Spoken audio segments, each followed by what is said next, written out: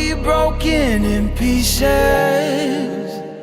When the truth comes out, when the truth comes out, you can run, but you know it's ending. My goodness. Feels like it's been a New York minute, right? Literally, I am so excited to get back into this. It's been a while. As you know, JennX, truth be told, we're here to do this podcast. And I said, we are just getting down to facts and not fiction. And we're just talking about all things about all the things in life and all that's going on. And so much has happened since the last time we talked. There's a lot of things going on in the world today, but I'm going to be honest with you. I don't feel like dealing with any of the political bullshit today. I'm not in the mood or the mindset. I don't care right now. It just doesn't matter to me. It's not that politics aren't important, but I'll just tell you right now, they're full of shenanigans anyway. So it's just a different day. It's not my circus, not my monkey today. So let's talk about some things that are a little bit more relevant. Men, if you're in the room, and men, if you're a dad, and if you're thinking about being dads or, moms, dads, parents, all the things, stick around and listen to this because I think it's important. But I saw a video this weekend and I was watching, and this girl, I was watching her and she just, good gracious, it broke my heart. Let me see. I want to see if I can play it for you. Hold on. Let's do this. Let's go ahead and add her in and we're going to add it to the stage. Hold on. Women, do not get married and have kids unless you plan on and are capable of becoming a single mom. Because 9 times out of 10, 8 times out of 10, I don't know, statistically high, that's probably what's going to happen to you. Now, I love being a mom. I really do. And in fact, I quite enjoy most of the time being a single mom. This shit is not fair. The world is not set up for single moms. You will struggle. I don't care what job you have. I don't care how much you get paid. Especially in this economy right now, okay? The world is not set up for single mothers. It will be fucking hard. It will test you in ways that you didn't know that you could even be tested. You will have to fight for those kids, most likely. You will have to fight for those kids. You will have to wake up every morning and question, just real talk, if motherhood is really something that you want anymore, because these men make it so hard. They make it so hard to be a mom. They take away all of the tender moments of motherhood that you could have had, but you were stuck in survival mode. So you didn't even really get to enjoy it. You're just fucking surviving, trying to raise these kids, trying to do the best you can, and you get $250 a month. What the fuck? That is pennies. That is the gas money it is taking me to drop them off at their father's house and pick them back up. $250 a month, and my ex is a nurse. $250 a month.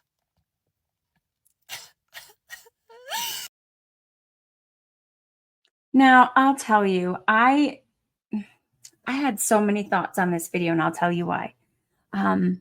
Most of you know, if you've watched this for even just a hot minute, you know that I have 2 boys.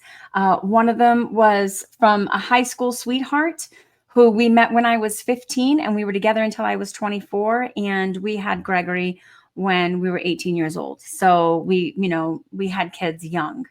And then later in life, I had my second son 19 years later. But let me just touch on a couple of things that she was pointing out here. And when she said, moms, if you want to be a motherhood, this is not for the weak and all the other things. And she goes in to talk about men. Now, I can say this.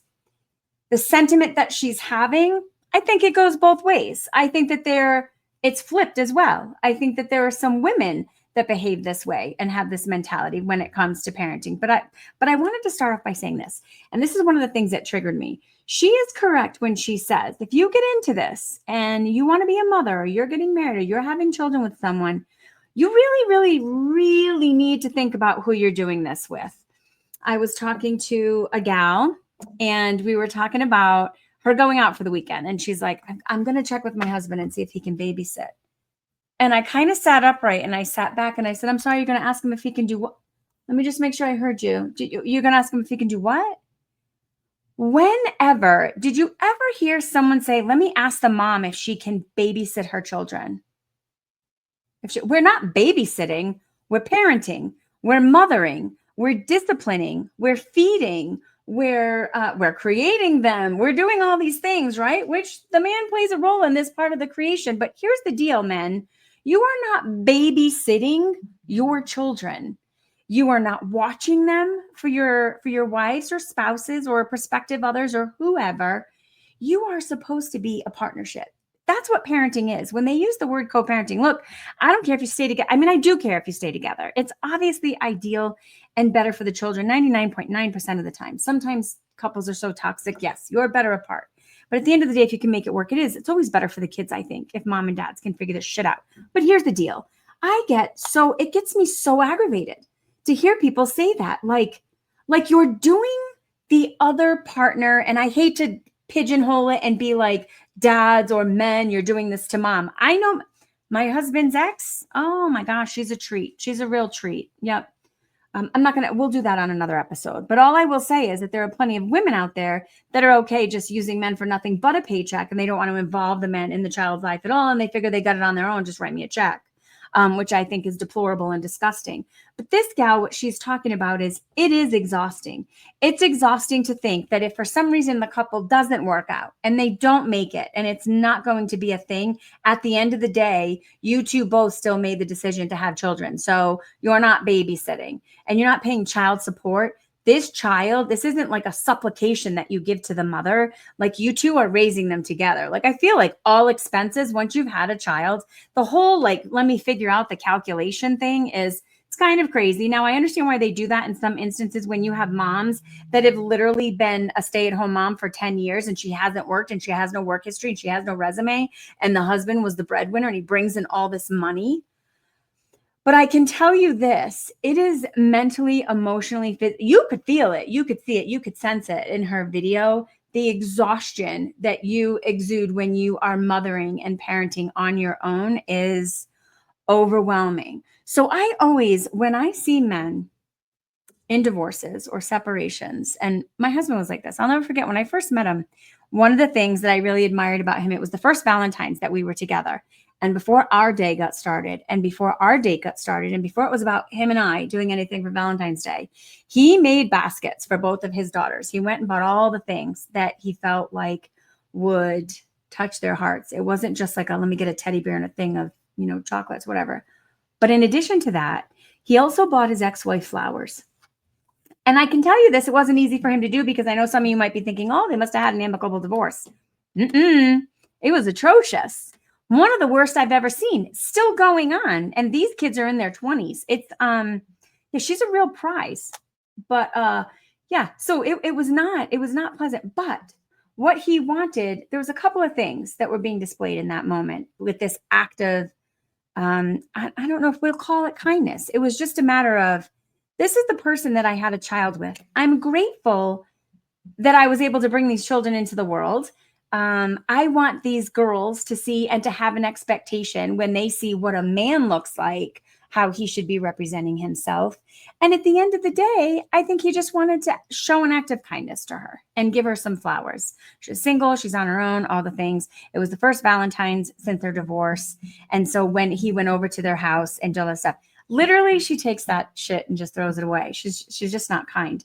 But still, nonetheless, it wasn't about her response. Is her responsibility. The most important thing in that was for his girls to see that, one, this is the level of expectation you should have for yourself.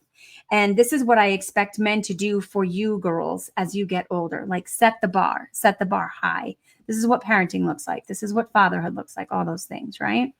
And so if you listen to this gal in the video, some of the things that she's talking about, she's like, $250 a month. What do you want me to do with this? Now, I've got mixed opinions on this. I always feel like part of divorce and part of the consequence of divorce, I did this, I went through it. It's going to be harder on the single mom. If the two of you choose and you both go your separate ways, it is hard. But I do think that there are many men, and I also think there are moms that do this. They have a child support obligation and they're like, well, it's $250 a month, make it work on that. I think that's nuts. I think that's nuts to think that that's where your obligation ends. That's what the court says. But what is going on in here for you? So if you have extra and you know that there is a school trip coming up for your kiddos and it's $1,000 and your ex comes to you and says, hey, little Johnny has an opportunity to go to New York City for 3 days. He's got a school trip coming up. And you say, I would love to do this. This is an extracurricular activity. I think it would be a great experience. Would you be willing to pitch in the other 500? I'll pay 500. Will you pay 500? And when that spouse says, nope, sorry, not sorry, my obligation ends with what the court said was my child support. I'm not giving you an extra dime because you're bitter, because you're angry, because you're mad, because you're all kinds of things. I think that that's just outlandish and really the example that you are setting to your child. Forget what it does and the burden that it puts on the mother or the father, whoever's the main role, the main parent that's managing all of this. But the level of responsibility that you've now put on that parent and the drain and the emotions it takes, that's all being sucked away from your child. Do you understand? You think that you're damaging the parent, you're damaging the child. It's insane to me.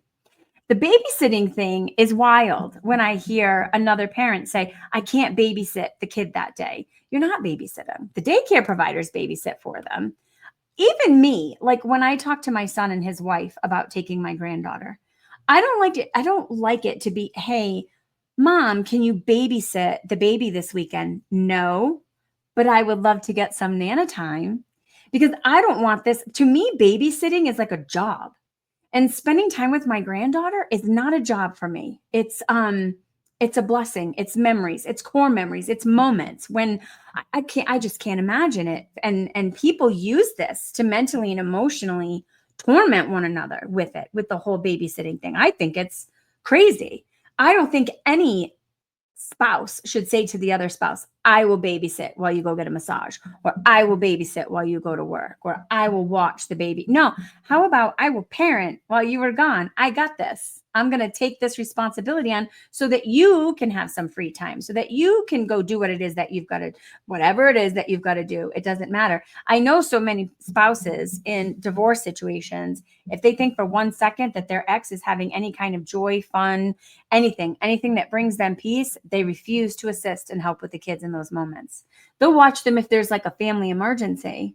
They'll babysit them if there's a work emergency. But if they think that that person is doing anything for their mental well-being, their own self-care, their own, like, I'm going to go get my hair done. Can you take the kiddo for me for an extra hour this week? No, find someone else to do it. What is that? What is that? So she is correct when she says, really, really think hard about what you're doing when you choose and opt to have a child with someone. Because when you are, this person may or may not remain your spouse. And if they don't, who are they as a parent? And how do they view parenting? And how do they view you as the co-parent? Because it is sad to watch, and it has a lot to do with what's happening. And it's like this generational curse, and it's bleeding into our society. And then you see these kids, right? Kids are smart. You got to give them more credit than we do. Kids are super smart. And so then what do? They manipulate that situation. And they know how to work their parents and all the things. And so I just think we've got to figure out a way to get a handle on it. And I don't know. Parenting in and of itself has taken on a whole other. I could go down so many rabbit holes with this. Well, let's do it. Let's go down another rabbit hole. Let me talk to you about a video I saw. Most of you know who Reggie Bush is.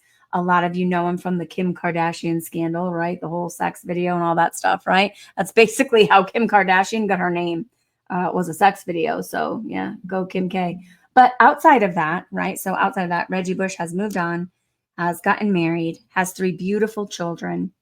And I was watching him on, did you ever see that show by Jeff Lewis? He's a renovator in Hollywood. I think it's called Hollywood House Lift or something like that.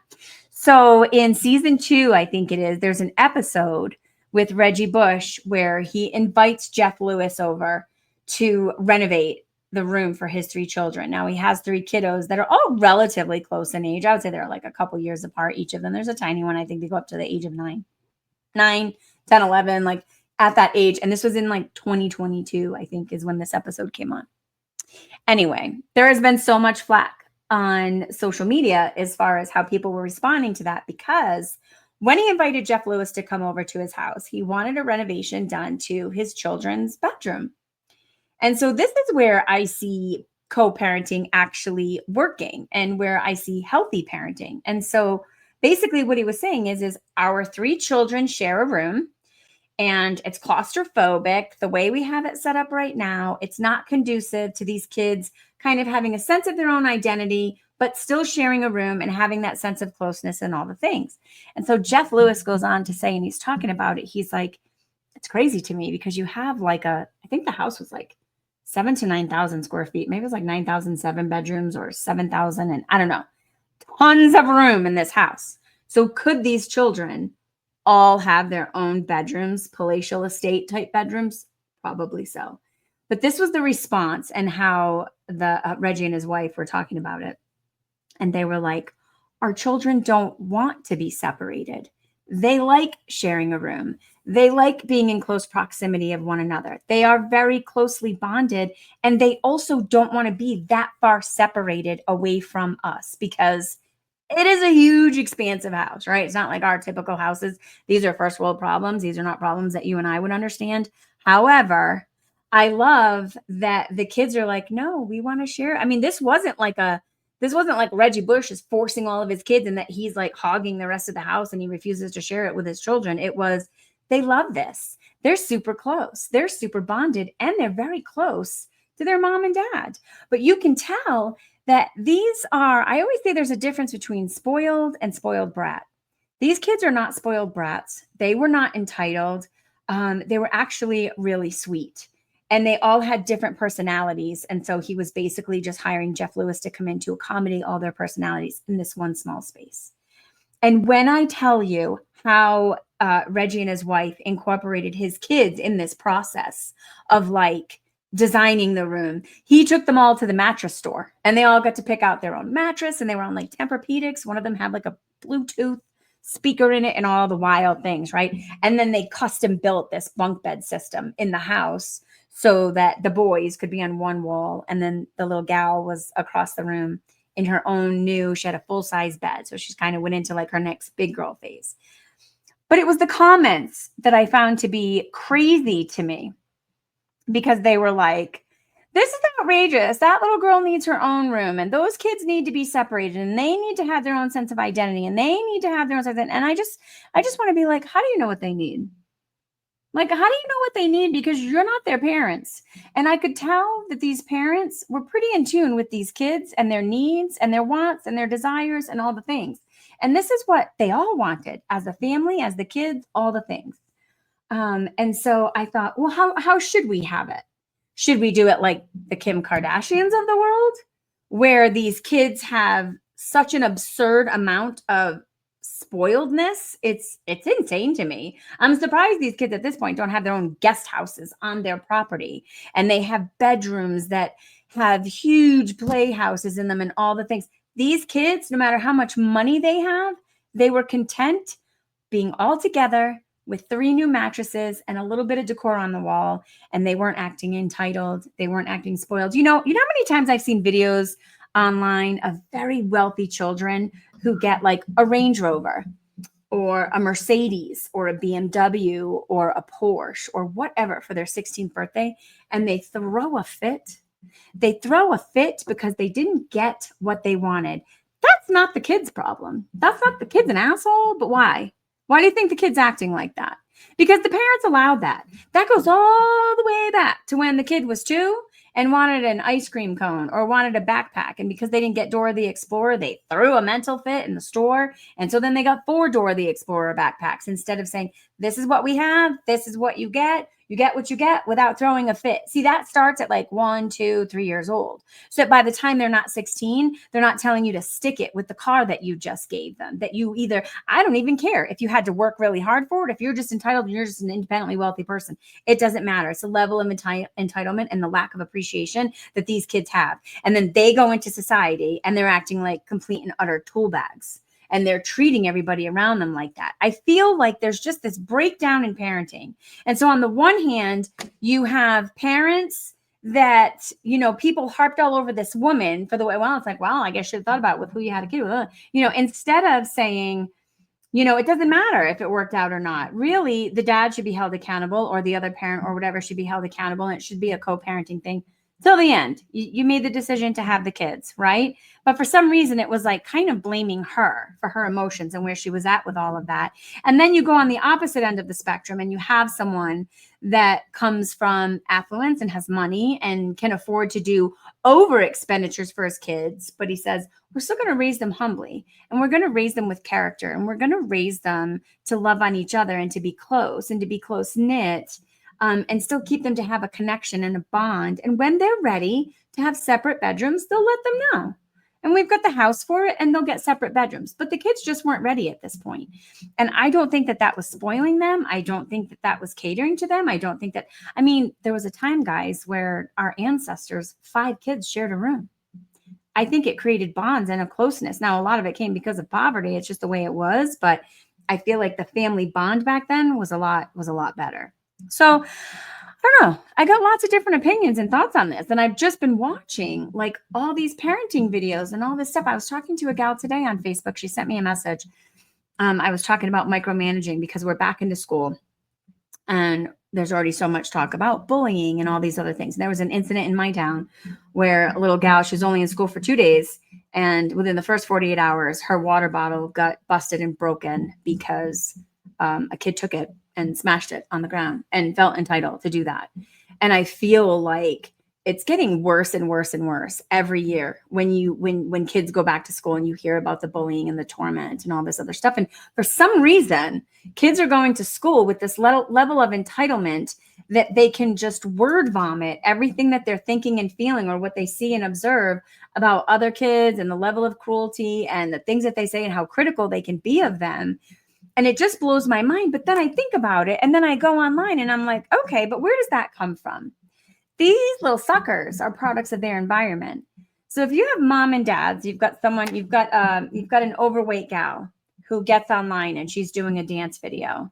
And I am telling you, the flood of comments about maybe it doesn't look like she dances too often because she's not dropping the weight. How many donuts did she eat before she started that? Like literally just annihilating people for their weight, the way they look, for their teeth, for their hair, how they're dressing, all the things. What do you think your kids are learning when they see that you so freely and publicly will annihilate a stranger on the internet? You don't think they're going to go to school? And when they see little Bobby, who doesn't have the same type of backpack, so instead of having, you know, a backpack from Shields or Dick's Sporting Goods or whatever, that's a $95 backpack, he's got a $25 backpack from Walmart. You don't think that's coming from you when the kids are going to school and being little assholes and making fun of them? You know, school is hard enough. And I was saying that it's like this demographic of sixth to eighth grade, those kids. I feel like I'm starting to see a little bit more kindness when they get to high school. It's almost like people are starting to be like, look, I didn't like that when it was happening to me in the 7th grade, 8th grade. So I'm gonna try not to do it now that I'm in the 10th grade. I'm hoping that I learned something from it. But 6th to 8th grade, and my son's in the 8th grade, and it is it's difficult and it's complicated. But I feel like so much of that is a trickle down effect from what these kids are experiencing through their parents. And so, like, if you look at the young lady, the single mom that was overwhelmed and exhausted and all the things, you know, she's trying to do what she can to provide and supply all the things that she wants for her kids. And, you know, should a kid be able to go to school with just a $25 water bottle, and which that in itself is insane. But like when you have a mom that's struggling like that as a single mom and she's doing the best she can to send her kid to school, and now she's got to worry about is her kid getting, you know, bullied and picked on because he doesn't have the $65 friggin' Stanley and all the other things. It's just crazy to me. We're focused so much on the stuff and the clout and the views and all the things that we're forgetting about the character of the kids that we're, you know, I sat down and I talked to my son that night. I said to him, I said, listen, kiddo, I have a question for you. I said, I was reading this thing on one of my mom's groups about how she was talking about her daughter. She was like, hey, parents, can we just have some conversations with our kids? And it made me think, yeah, we can. And we're going to have some conversations. So she was talking about, can we just have a conversation with our kids, like to just not put our hands on other people's property and all the things. And so I said to him, I said, honey, you've only been in school for a couple of days, but do you see a lot of bullying going on? And do you experience it? Do you witness it? God forbid, I hope you're not part of it. And he's like, Mom. But then he said to me, he's like, he goes, I guess I don't see it all that much. And I think it's because the kids I hang around with, I try not to hang around. Like he tries to avoid being in groups of people that think that that's okay, which of course, as a mom made me feel great. But then on the other hand, I said to him, I said, okay, well, that's great. And I do know a lot of the kids that he spends time with. So I believe that. I don't think that they are little punks or bullies. And I think for the most part, they all have pretty good hearts. But here's what I also said to him. I said, let me ask you something. Whether you hang around with those kids or not, if you see it happening, what do you do? What do you do if you see a little girl get her water bottle and you see it get smashed? What do you do if you see a kid get pushed into a locker? Because here's the thing that I was saying, some of the things that shocked me the most was the comments from the parents that were like, that's just common every day. That's just like a rite of passage. And I remember getting shoved into a locker when I was in high school. And I was like, look, and they used the whole Gen X thing. I am Gen X. That's literally where this came from. I thought it was a fun play on words, Gen X, because I was born Generation X. But let me tell you something. Being Gen X and coming out of the mindset of like being from the parents that are like, I don't have time to deal with your bullshit and go out until it's 9 o'clock at night and all the other things. A lot of that built some character in us. But there's also a lot that took place with us being raised that made us assholes. And I don't think that we should just keep passing that on down to our children. I don't think that we should say to our kids, oh, it's just a rite of passage. If you see someone getting shoved into a locker, it happened to me, to like suck it up and move on with it. Yeah, no, I just think that makes you an asshole. And I think the kids that are doing it, it makes them little mini assholes. You know what I mean? So I don't want my kid to be an asshole. I don't want him to encourage anyone being an asshole. And I definitely want him to intervene. And I'm okay with it. And I told him that. I said, if you ever intervene in anything like that and you do anything to prevent it and stop it and all the other things, and you feel like you need to speak up, or you'll never get reprimanded by me for that. So I think it's an injustice. So if you see it happening, do something about it within your ability, whether it means talking to a teacher or a principal and all the other things, because that's the first ideal way to go about things, right? But how many times do we not get the support from the school system? And I think it's because the school system is reciprocating the fact that the teachers aren't getting support from the parents, right? See? So it's this vicious cycle. So what are we doing about it? What are we doing to improve this? I would like to think this next school year, it could be better. And the other thing is also when you see kids going to school like that, being mean and little jerks, because that's what they're doing, 9 times out of 10, kids that act like that, it's because they've got enough shit going on at home. And it's kind of like this trickle down effect that's taking place. And something has happened in our society where we stopped checking on one another. We've stopped checking on the kids and we've stopped checking on the parents. And it's like, we're just, I don't know, are we afraid to offend somebody or whatever? Like this little gal, the little gal in that video, if she were my neighbor, or if I saw her in her car videoing that, or if I'm telling you, I would say, babe, what do you need? Like, what's going on? Because where the dads are not stepping up, or where some of the moms are not stepping up, look, it takes a village to raise a child. And there are so many times I've done it in both instances.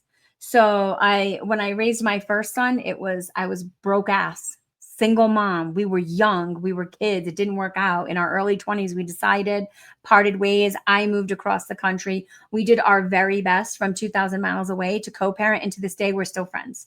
When he comes out here, he stays with my husband and I rather than staying with his son, because our house is bigger and we've got more room and it's more comfortable for him here. And my son lives 4 blocks away from me. So we all kind of just commune and get together and do our things, right? Because the co-parenting piece was important. So there's that. So that's, very, very important.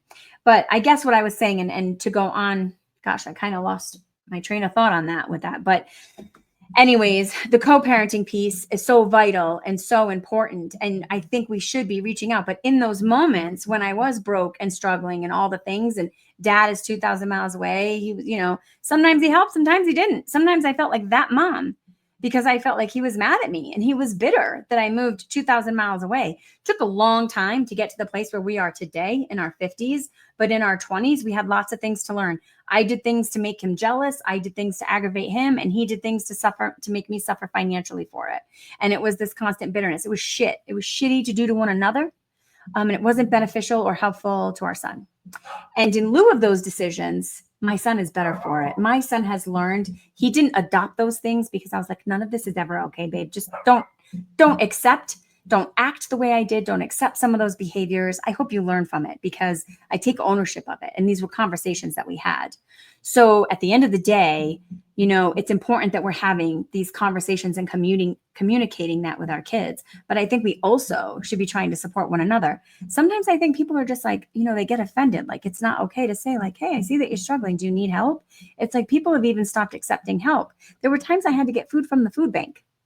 I mean, that was just the reality of it. I'd have to get a neighbor to drive me to get food from the food bank because I was struggling as a single, teenager and 20 something. Now you fast forward 20 years later, 30 years later, now I have a 13-year-old. So it's completely different. I'm much more established. I'm in a much more secure marriage. Financially, I'm far more secure. But here's the thing. The character of how I raise both my boys has not changed. They both were spoiled immensely with love. I just love on them like they're like little cupcakes. I could eat their little faces, right? But my younger son has so much more of I don't want to say privileged, but definitely a much more comfortable life. There's not a level of stress for him in the way of like finances, as far as like, will we be evicted? Will the car get repossessed? He doesn't worry about that. It's kind of like, Mom, we've got to go school shopping. And he goes in and he walks in and he picks out the clothes he wants. We buy them, we go home. Does he act entitled like he deserves it? No, he's always grateful and appreciative. I'll give you an example. This summer, he said to me, Mom, hey, I'd like to get an e-bike. Now I'm going to tell you something. In the neighborhood, in the area where I live, I see them. They're like little gangs, little miniature, like Hell's Angels on wheels of like 13 somethings. They're all riding e-bikes. Look, I don't ride an e-bike because I struggle with the idea of $1,000 to $5,000 for a bike. I can't wrap my brain around it, right? Can I afford it? I could go out and buy one. Could I buy my son one? I could. I never could have gotten Gregory one. I would have to struggle all year long to save for Christmas to buy him a bike. Whereas my younger kiddo, I can go out and get it. But I said to him, like, honey, that's a huge expense. If you want that bike, you're going to have to earn it. And you're going to have to work for it. It's $900. And this kid worked all summer long. Him and his best friend, the two of them would go to work with my husband. They were walking around my yacht. They were walking around my neighborhood with window washing kits and a wagon and mowing lawns. These kids busted their asses. And both of those kids bought those bikes for themselves. They appreciate the bike more. They work harder to keep it maintained. They're constantly taking care of them. My son locks it up more than he would than if I had just bought it for him because I could. Are there things that I spoil my kiddo with? Absolutely. Of course I do, because I love that I can do that. Are there things that Reggie Bush, I mean, I don't have that kind of wealth, but are there things that he can spoil his kids with? Could those kids have huge, huge bedrooms? Sure they could. Sure they could. But he likes the level of intimacy that those kids have with one another and the bond that they're building and how close they still want to be to their parents. Because someday, and here's the funny thing about the internet, you all do this whole thing where like when our kids separate from us, it's like we don't realize when it's like that last moment of like our son holding our hand going into school and all the things, and we grieve the era of when they move on to that next level of independence. But yet when you have these kids that are staying closely connected with their parents, now we're criticizing them and saying that it's outlandish and how greedy of him because he has this big house. Just because you have a big house and your kids can have big palatial bedrooms doesn't mean they need to or that they should. There's something more about, relationship building. And I think that that's a lost art in our society. So I guess today what I'm thinking about and, why all of this was on my heart for this podcast is because I feel like as a society, we all have to work at supporting one another and building one another up a little bit more when it comes to the whole parenting thing, as opposed to being so critical. Like, man, it's friggin' hard. It is so hard. I related so much to that girl. That was the 20-something me. Literally, I remember a day holding my steering wheel, just screaming at the top of my lungs because it wasn't a matter of not being able to get my son like a $900 bike. It's because I couldn't afford the basic needs. This mama is struggling. She's struggling. So, if you have it, support one another in supporting your child. Don't be bitter and hold it out against one another. I don't know. I love you guys. I missed you. I'm going to, moving forward, I'm going to have some guests coming up and we're going to talk about all kinds of topics. I always love to hear from you guys, what kind of topics you'd like to hear and chit chat about. So let me know, drop it in a message. And yeah, let's get this thing back up and running. And I'm so sorry I've been in hiatus. If you guys have watched my TikTok, you'll see had a lot of personal things going on. Family emergency. We almost lost my son's dad, my older son. He almost passed away. He's got leukemia. So yeah, I was tending to my family, but I have missed you. And let's try to get this back to a weekly thing where we can get together. Love you guys. Have an amazing day.